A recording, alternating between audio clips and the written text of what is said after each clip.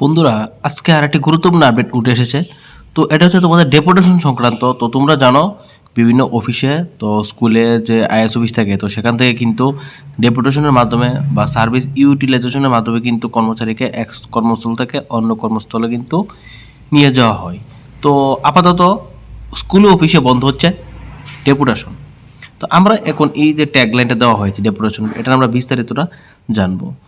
তো এখানে লেখা হয়েছে, দেখো, শিক্ষা দপ্তর বিভিন্ন অফিসে ডেপুটেশন বন্ধ হচ্ছে। শিক্ষা দপ্তরের বিভিন্ন অফিসে ডেপুটেশন প্রক্রিয়া বন্ধ হচ্ছে, অর্থাৎ ডেপুটেশন প্রত্যাহৃত হচ্ছে।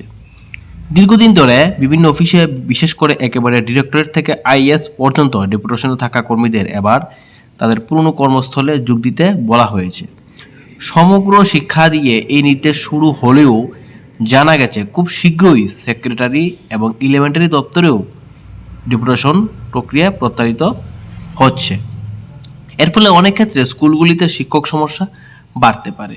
কিছুদিন আগে শিক্ষা দপ্তরের ডিরেক্টরের এক নির্দেশে জেলা আধিকারিকদের কাছ থেকে ডেপুটেশন অর্থাৎ সার্ভিস ইউটিলাইজেশনের পাওয়ার ফিরিয়ে নিয়েছিলেন।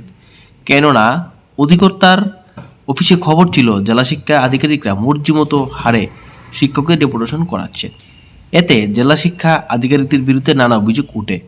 এরপরই অধিকর্তার অফিস থেকে কড়া বার্তা দেওয়া হয় এবং নির্দেশ জারি করা হয়।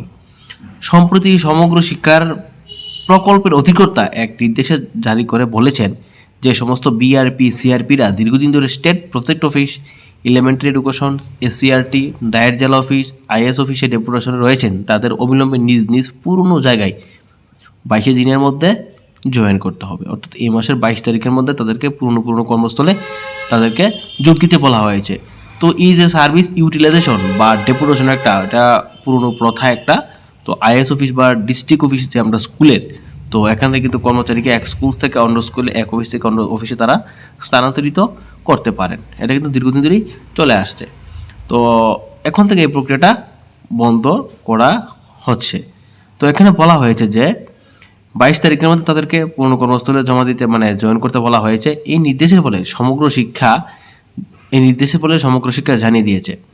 তো সমগ্র শিক্ষায় ডেপুটেশন প্রথা আপাতত প্রত্যাহৃত হলো। একাডেমিক সাপোর্ট ইন্টারডেশনের জন্যই এই ব্যবস্থা নেওয়া হয়েছে। তারা এখানে কারণটা এটা দেখিয়েছে। শুধু তাই নয়, এবার থেকে সেক্রেটারি এবং এলিমেন্টারি শিক্ষা দপ্তরেও অধীনে যে সমস্ত শিক্ষকরা বিভিন্ন স্কুলে অফিসে ডেপুটেশন রয়েছেন তাদেরও ডেপুটেশন প্রত্যাহৃত হচ্ছে বলে খবর এখানে বলা হয়েছে। কেননা দীর্ঘদিন ধরে বছরের পর বছর ডেপুটেশনের নামে অফিসে স্কুলে চাকরি করে চলেছেন একাংশ শিক্ষক কর্মচারী। এই কাজে আইএস অফিস মানে ইন্সপেক্টর স্কুল অফিস, জেলা অফিসগুলোকে ম্যানেজ করে স্থানীয় শিক্ষকরা একই স্কুলে অফিসে দীর্ঘদিন কাজ করে যাচ্ছেন বলে খবর। তবে কিছু ক্ষেত্রে স্থানীয়ভাবে শিক্ষকদের অ্যাডজাস্ট করা হয়, এটাও ঘটনা।